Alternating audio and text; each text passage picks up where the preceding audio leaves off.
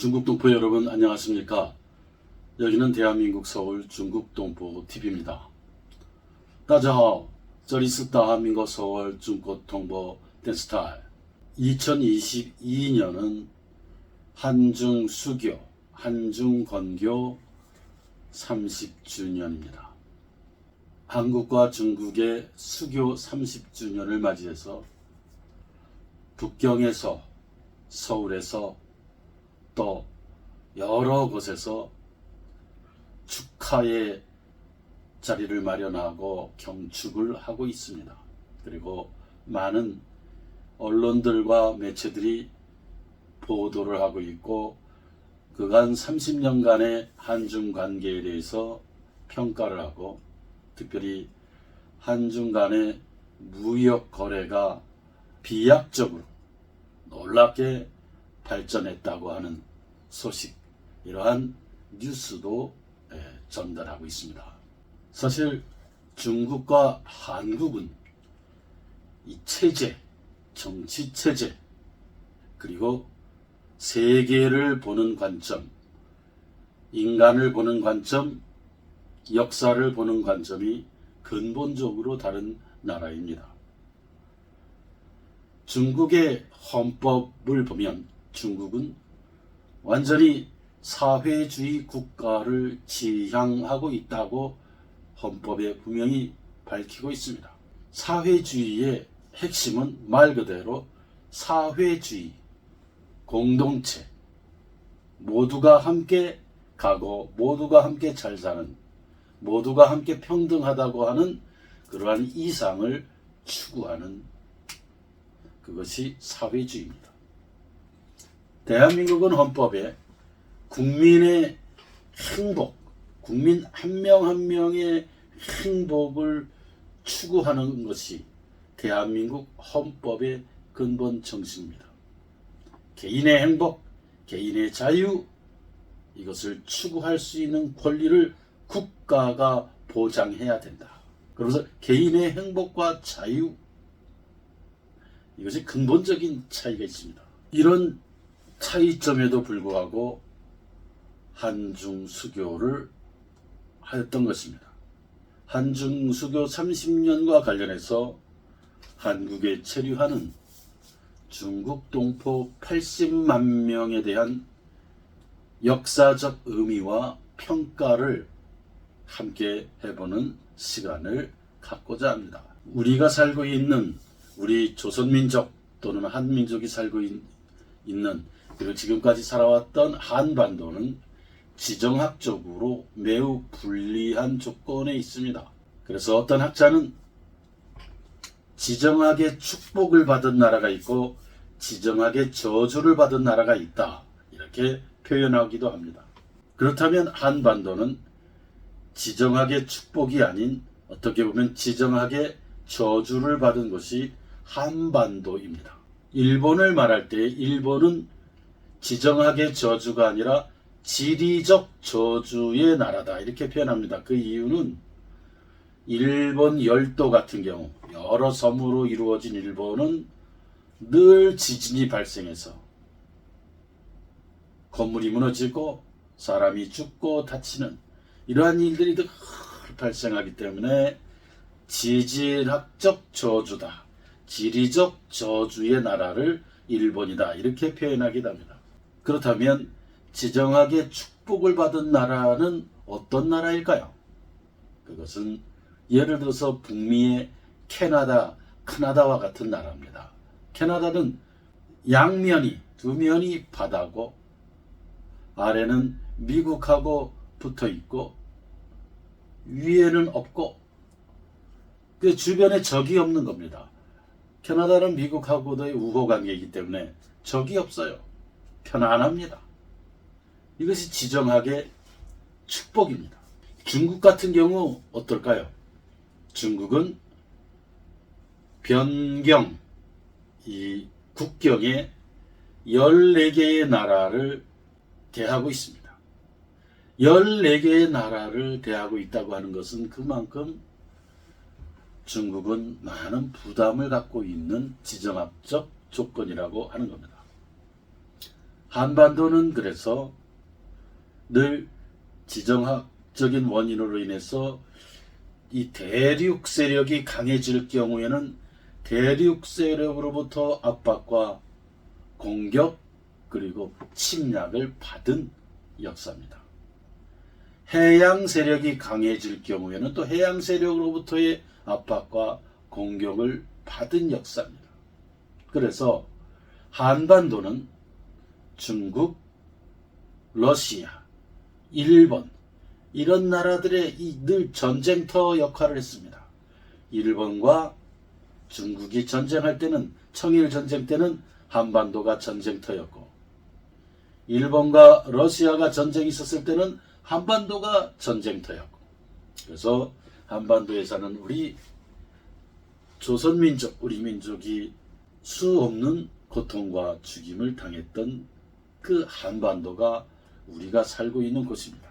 중국 동포들이 이 이야기를 들으면 놀라기도 하고 충격을 받을 수도 있겠습니다마는 한반도에 살고 있는 우리 한민족, 한국인들의 의식, 또 북조선 우리 인민들의 의식 속에는 무엇이 있느냐?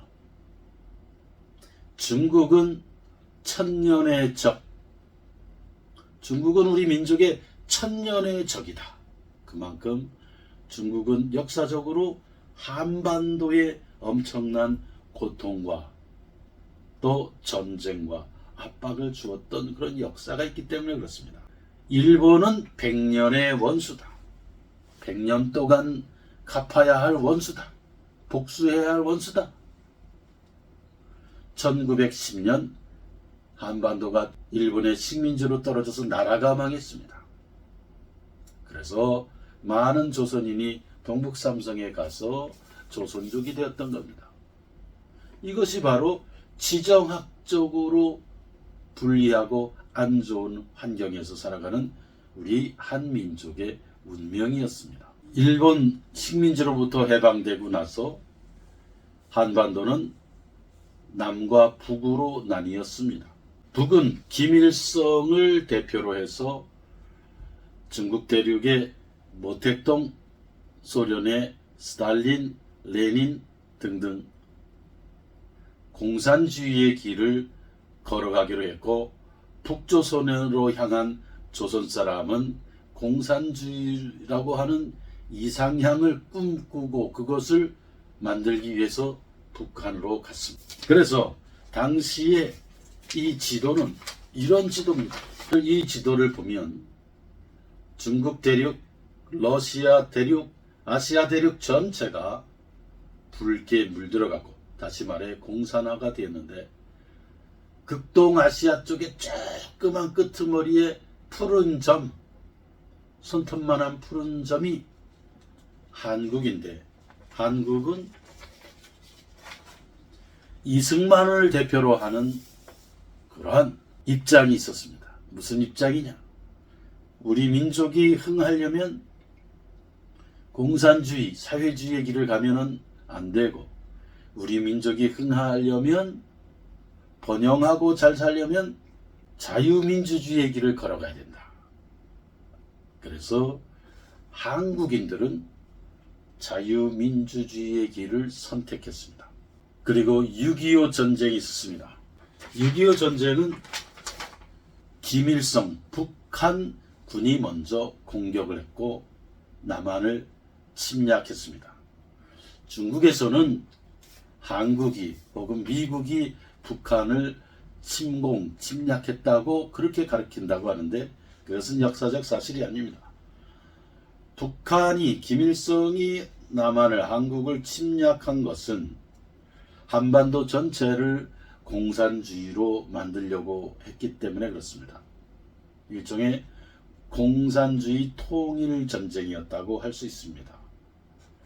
그럴 때에 이 한국은 낙동강까지 밀려났습니다.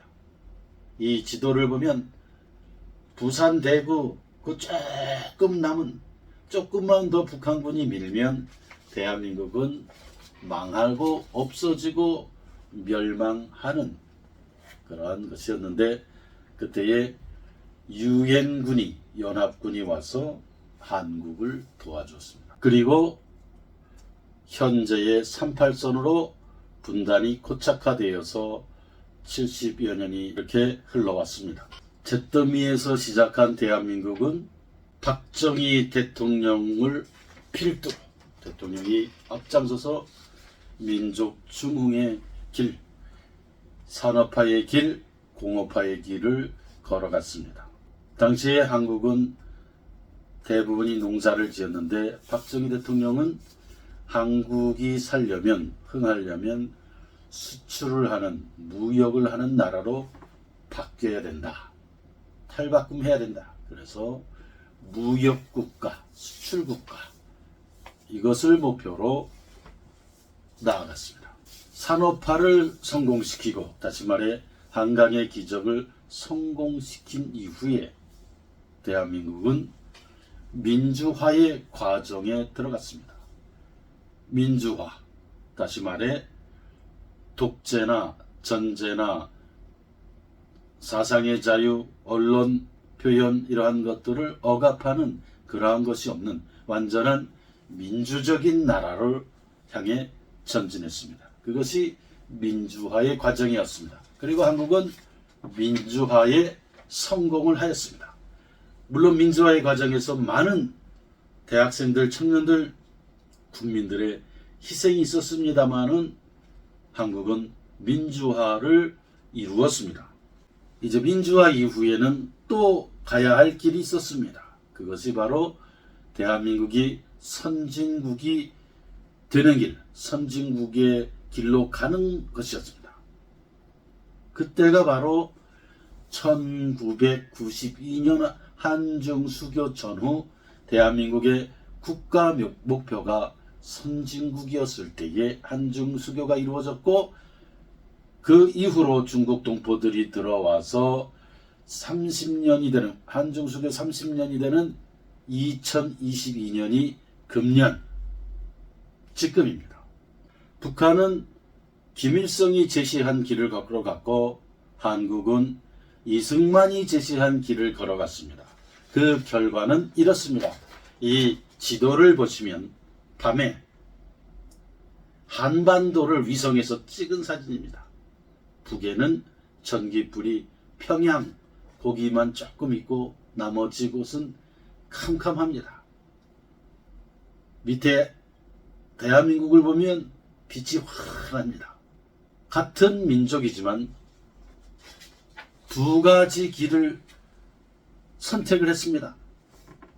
한국은 이승만이 제시한 길, 북한은 김일성이 제시한 길을 갔습니다. 그 결과가 이 한반도의 야경이라고 할 수 있습니다.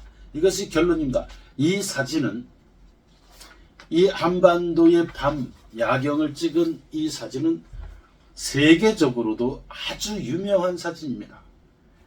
전 세계 사람들이 아시아, 아프리카, 유럽, 미국, 남미, 일본 등등 한국을 소개할 때면, 한국이 어떤 나라냐 소개할 때면 대부분이 모든 사람들이, 학자들이, 사상가들이, 경제학자들이, 군사학자들이,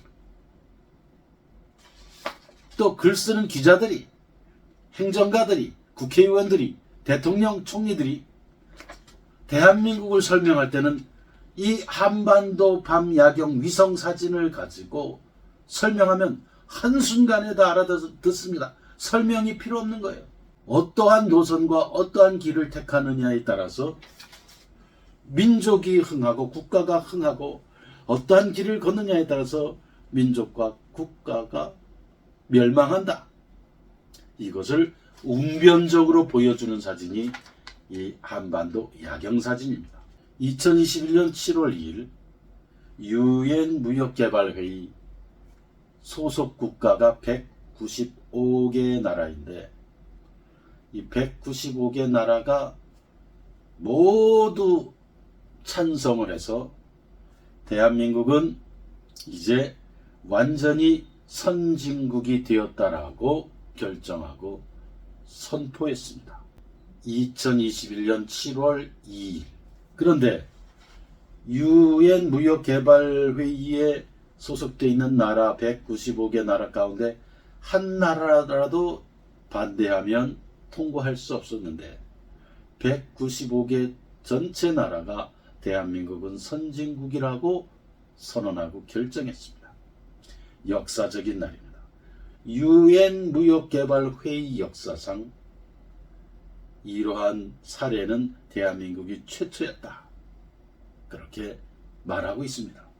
현재 세계에서 차지하는 한국의 위상, 위치는 경제적으로 보면 세계 10위입니다. 군사력으로 보면 세계 6위입니다. 1위가 미국, 2위가 러시아, 3위가 중국, 4위가 인도, 5위가 일본, 6위가 한국. 대한민국은 세계 6대 군사 강국입니다.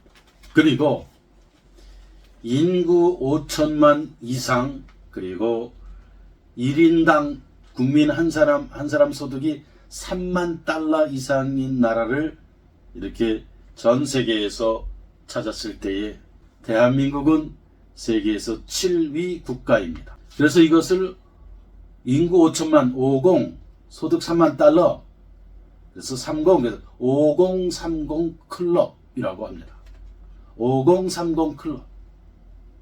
세계 7나라인데 대한민국이 여기에 들어가 있습니다. 미국, 일본, 독일, 프랑스, 영국, 이태리 다음에 대한민국 한국입니다. 이것이 세계 속에 차지하는 한국의 위상, 위치입니다. 한국은 이러한 지정학적인 이런 조건 속에서 이러한 업적을, 성취를 이뤄낸 것입니다. 아시아 대륙 끄트머리에 조그만 대한민국이 이제 세계 10위 경제대국, 선진국, 그리고 5030 클럽에서 7위, 인구 5천만, 국민 1인당 소득이 3만 달러가 넘는 세계 7위 국가가 되었고 군사강국 6위가 대한민국입니다. 그런데 우리 중국 동포들의 이 고향인 대한민국이 선진국으로 들어가는 이 과정에서 중국 동포들이 80만 중국 동포들이 함께 동행했다고 하는 것이 대단히 중요한 사실입니다. 한중수교 30주년과 관련해서 여러 가지 여론조사들이 나오고 있습니다. 청년들을 대상으로 한 여론조사, 젊은이들을 대상으로 한 여론조사, 이런 여론조사에서 한국인들, 청년들, 대학생들의 60%, 70%가 중국 동포는 한국말을 하는 중국인이다. 이런 인식을 갖고 있다는 보도를 하고 있습니다. 한국인들 가운데도 중국 동포를 동포라고 생각하지 않고 중국인이라고 생각하는 사람들이 상당히 있습니다. 이러한 원인은 역사적인 원인이 있기도 하고 다양한 원인이 있기도 합니다만은 이제는 이 중국 동포들에 대해서 우리가 정확하고 깊이 들여다볼 필요가 있다 하는 겁니다. 지난 동영상에도 잠깐 언급했습니다. 한국에 체류하면서 30년간 함께해온 중국 동포 80만 명은 분명히 대한민국이 선진국이 되어가는 이 30년의 과정에 함께 걸어왔다 하는 겁니다. 함께 땀 흘려왔다. 이것을 우리가 볼 줄 알아야 됩니다. 물론 우리 대한민국이 선진국으로 들어갈 때에 모든 공헌과 공로, 기여가 중국 동포들만 했다고 한다면 이거는 굉장히 잘못된 이야기, 평가이죠. 한국인들의 노력과 공로와 수고는 엄청납니다. 그러나 그 한켠에는, 그 안에는 우리 80만 중국 동포들의 피와 땀과 눈물도 있었다 하는 것을 우리가 바라보고 평가해야 된다고 하는 엄연한 사실입니다. 이걸 외면하면 안 된다 하는 겁니다. 중국 동포들의 공헌을 인정하고 평가해 줘야 한다고 하는 겁니다. 그리고 우리 민족이 통일을 향해 갈 때에 그 노상에서, 그 길 위에서 우리는 이 중국 동포 80만이 우리 대한민국에 와서 함께 가고 있는 것에 대해서 깊게 평가할 필요가 있고 감사하게 생각해야 된다고, 그런 생각을 합니다. 이념과 사상적으로, 정치체제상 중국 동포들은 북한하고 가깝습니다. 사고방식, 정서 이런 것이 북한 쪽하고 맞습니다. 왜? 북한은 사회주의 공산주의 길을 중국하고 함께 걸어갔고 또 함께 투쟁을 했기 때문에 정서가 통하고 사고방식이 통할 수 있습니다. 그런데 중국 동포들은 북한에 가지 않고 한국에 와서 이곳에서 땀을 흘리면서 일하고 살아가고 있습니다. 왜 그럴까요? 우리가 물을 필요 없습니다. 물은 위에서 아래로 흐르듯이, 강물은 흘러서 바다로 가듯이, 수증기가 오르면 땅으로 비가 되어서 떨어지듯이 이 자연의 이치와 인간의 생명의 이치는 같다는 겁니다. 모든 인간은, 개인은 더 행복해지고 싶고 가정이 행복해지고 싶고 자신의 꿈을 이루고 싶은 욕망과 욕구가 있는 겁니다. 이건 아주 건강한 겁니다. 북한에 가서 꿈을 이룰 수 없다. 그러나 대한민국에 가면 나와 우리 가정과 우리 형제자매들이 더 행복해질 수 있다. 더 잘 살 수 있다. 그러한 가능성이 있는 곳으로 사람은 가는 것입니다. 오는 것입니다. 우리가 대한민국이 어려웠을 때에, 거지국가 같은 신세였을 때에 우리 한국인들이 일본, 유럽, 미국으로 이민을 가거나 미립국으로 가거나 불법 체류하면서도 돈을 벌고 살아간 이유는 잘 사는 일본, 잘 사는 유럽, 잘 사는 미국으로 가면 개인의 꿈을 이룰 수 있고 더 행복해질 수 있고 더 잘 살 수 있다고 하는 그 열망, 그 희망이 있었기 때문에 간 것입니다. 물은 위에서 아래로 흐르듯이 자연스러운 현상이죠. 그래서 중국 동포 80만 명이 한국에서 일하며 살고 있다고 하는 것은 한반도의 통일이 어떤 방향으로 가야 될지 상징적으로, 웅변적으로 보여주는 중대한 의미를 가진 일이다. 이미 한반도의 통일의 방향, 통합의 민족 통일의 방향은 어떻게 가야 된다고 하는 것을 중국 동포들이 보여준 것입니다. 그리고 한국에 사는 탈북자 3만 5천 명, 6천 명이 보여주고 있는 겁니다. 우리 민족의 통일의 방향, 어떠한 통일로 가야 되느냐를 아주 웅변적으로 보여준 겁니다. 이것을 우리가 볼 필요가 있다. 그리고 우리 민족의 통합과 통일에 중국 동포도 함께 가고 있다. 이 역사의 큰 흐름, 이 역사의 그 물결이 그렇게 가고 있는 겁니다. 이것이 역사의 정신입니다. 우리 민족사의 방향입니다. 물결. 우리 중국 동포들이 한국에서 일하다가 사고로 인해, 산재 사고로 인해 돌아가신 분들도 많습니다. 동포들이 한국에서 한 일은 다양합니다. 인천국제공항 건설, 세계의 관문이죠.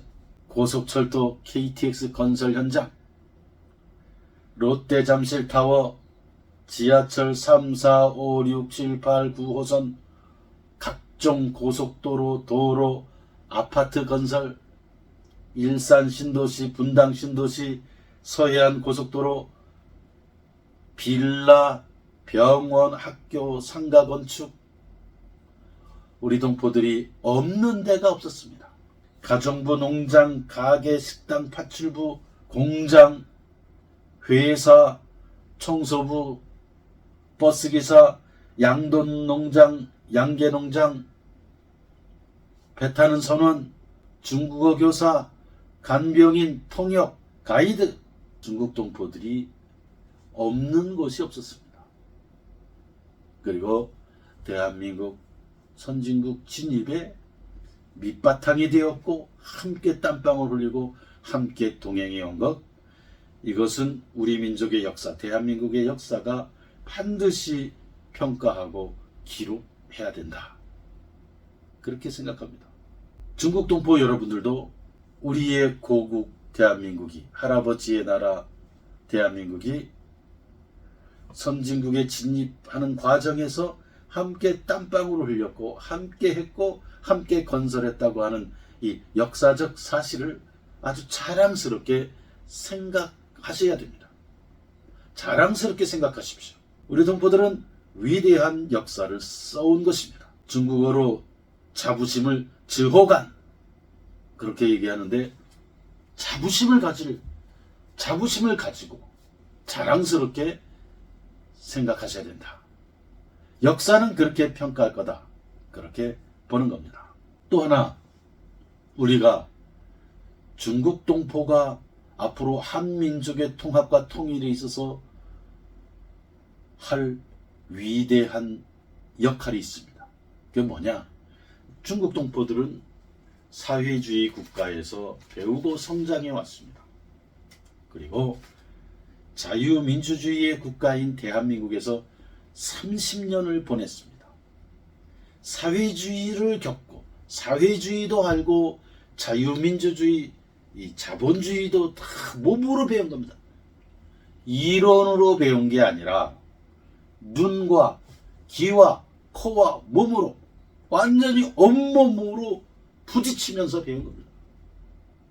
그래서 우리 중국 동포들 안에는 사회주의도 알고 자본주의, 자유민주주의도 체험을 한, 눈으로 본, 백문이 불여일견, 100번 들어도 한 번 보는 것보다 못하다.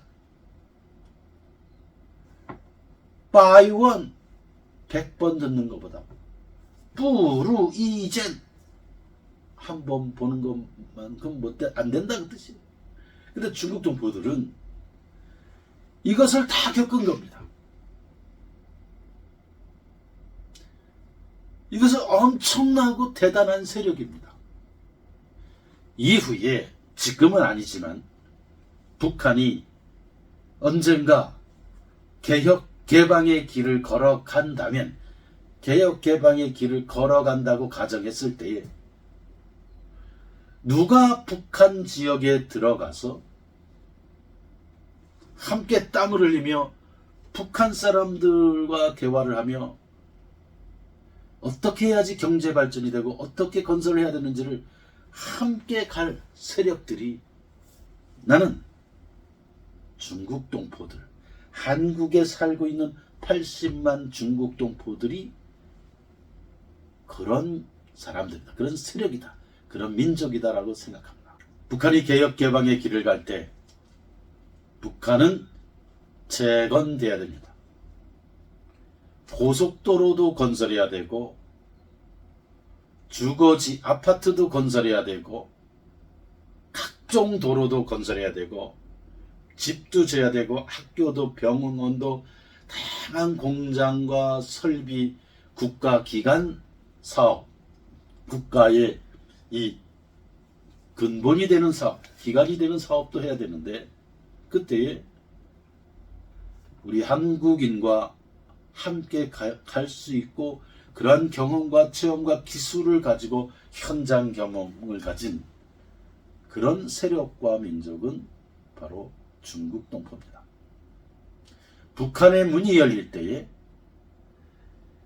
함께 가서 함께 능률과 효과를 갖고 한반도가 다시 재건되고 북한이 다시 재건되는 데에 역할을 할 그 세력도 현재 한국에서 자유민주주의와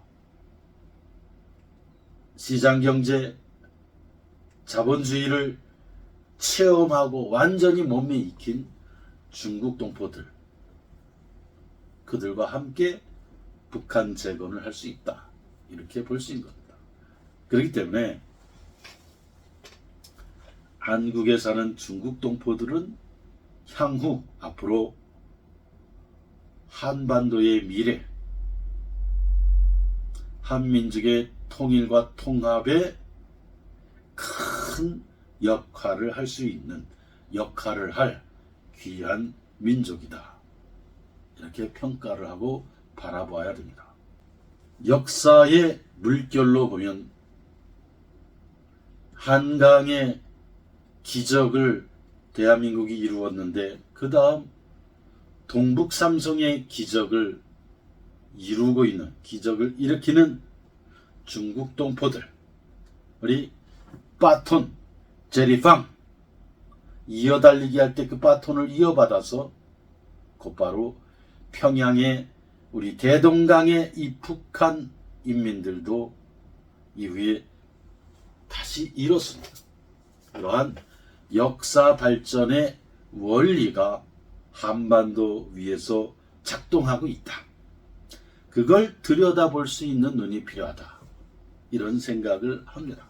한중수교 30년 올해 한국에 체류하는 80만 중국 동포가 갖고 있는 역사적 의미에 대해서 생각해 보았습니다. 동포 여러분, 늘 건강하시고 평안하시기를 기원합니다.